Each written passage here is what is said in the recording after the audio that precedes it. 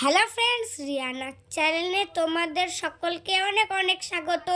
আজকে আমাদের বাড়িতে কি কি রান্না হবে চলো তোমাদেরকে দেখাই। এই দেখো, মা মাংসর আদা রসুন ছাড়াচ্ছে, আর এদিকে দিদা পাটিসাপটা করার জন্য কালকে নারকেল ছাড়াচ্ছে।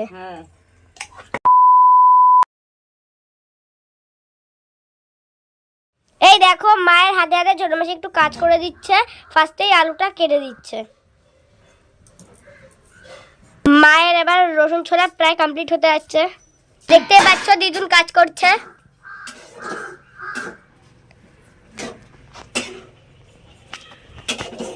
আর এদিকে ছোট মাসি আলু ছাড়াচ্ছে আর মা রসুন ছাড়াচ্ছে।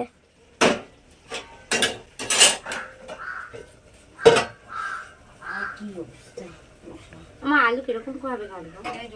কালকে যেভাবে কাটছে না মধ্যেখানে মনে একটা ফালি পড়বে। কি আলু মাংসটা মানে ছোট করতে নি দেখতে হবে না, অনেক ছোট করে এনেছি। লিলি বলছিল অর্ধেক বড়। কি মাংস লিলি বলছিল অর্ধেক বড় করে আনতে। কত বড় খাও তোরা? তুমি তো একদম বুদ্ধি করতে পারছো। হ্যাঁ, অত বুদ্ধি কেউ করে না। তোরা বড় বড় খাও। এইটুকু তো ঠিক আছে। মশলাটাকে মিলি যদি অত বড় করে মশলা ঢুকাইতে পারছে, আমরা কেন ওরকম করলে পারবো না? আমাকে বাড়ি ছোট মাংস খাই সবাই, বড় খাই না। এই জন্যই তো আমরা সব বলে ছোট মানে একটা আলু ছাড়ানো হয়ে গেছে। বানাই তো আমি কুদ নিতে পারতাম একবার, করলে তো করতে হবে, তাহলে আমি করবো না। আর এই যে মা এখনো রসুন ছাড়াচ্ছে।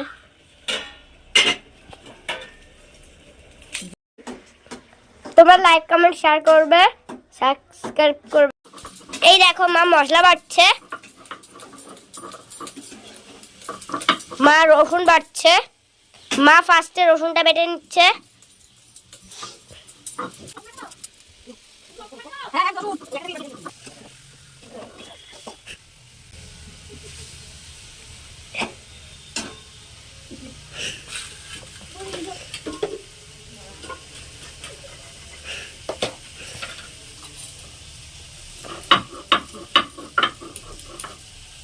মা এবার আদা বেটে নিচ্ছে।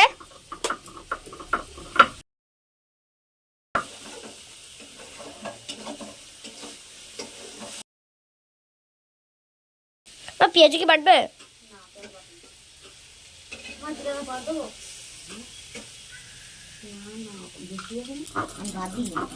এই যে মা আদা রসুন বাটা, আর এই যে মা এখন জিরা বাটছে। আর এই যে লঙ্কা।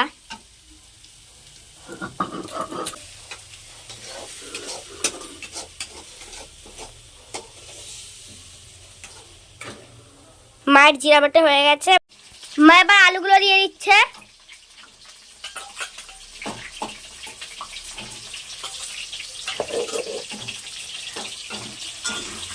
এবার মা এটাকে নাড়বে।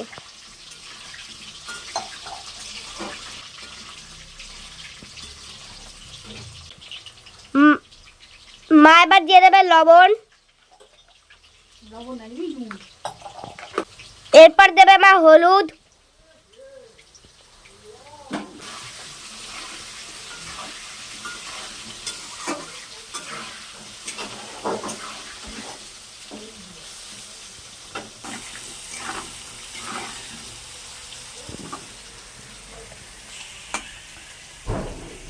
আলু ভাজা হয়ে গেছে, এবার মা এটাকে তুলে নেবে।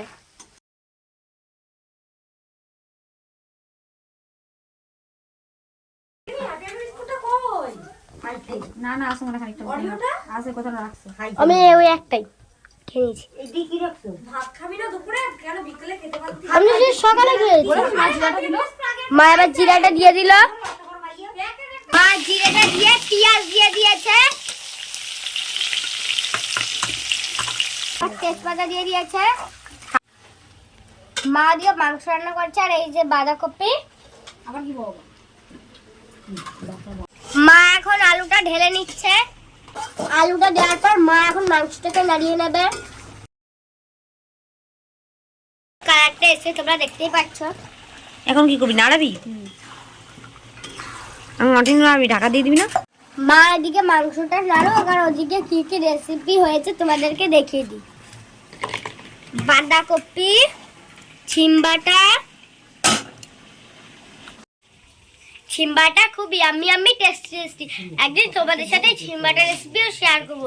আমার দিদা এটা বানিয়েছে। দিদা কিন্তু অনেক অনেক কিছু বাটা করে, যেমন বরবটি বাটা, বাঁধাকপি বাটা, অনেক বাটা করে। এই রেসিপি দেখাতে দেখাতে দেখো মায়ের মাংসটা প্রায় হয়ে এসেছে। আমাদের বাড়িতে আজ কি কি রান্না হয়েছে সেগুলো দেখা দেখতে মায়ের মাংস কষানো প্রায় হয়ে গেছে, দেখতেই পাচ্ছ।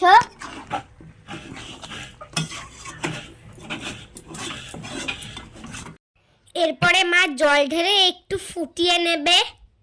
মা কষা কষা রাখেনি, একটু ঝোল ঝোল করেছে, কারণ সবাই তো ভাত দিয়ে খাবে। আমার কষা মাংস খেতে খুব ভালো লাগে, তাই মা জল ঢালার আগে বাটিতে একটু কষা মাংস আমায় তুলে দিল। মাংসটা গরম ছিল, তাই আমি আমার ছোট মাসিকে বললাম একটু খাইয়ে দিতে। তোমরা দেখো, ছোট মাসি আমাকেও খাওয়াচ্ছে, তার সাথে সাথে নিজেও খাচ্ছে। মাংসটা তো খুব টেস্ট হয়েছিল, তাই ছোট মাসি আঙুল চেটে চেটে খাচ্ছে। মা যখনই মাংস রান্না করে জল ঢালার আগে আমার জন্য একটু বাটিতে তুলে রাখবেই। শুধু আমার মা না, আমার দিদাও যখন মাংস রান্না করে জল ঢালার আগে আমার জন্য কষা মাংস বাটিতে তুলে রাখে। আসলে কি বলতো, যখনই দেখি মাংস একটু কষে কষে এসেছে তখনই আমি ছোচার মতো হাতে বাটি নিয়ে দাঁড়িয়ে পড়ি কষা মাংস খাওয়ার জন্য। আমার তো গরম গরম কষা মাংস খেতে দারুণ লাগে। তোমাদের কেমন লাগে অবশ্যই জানিও।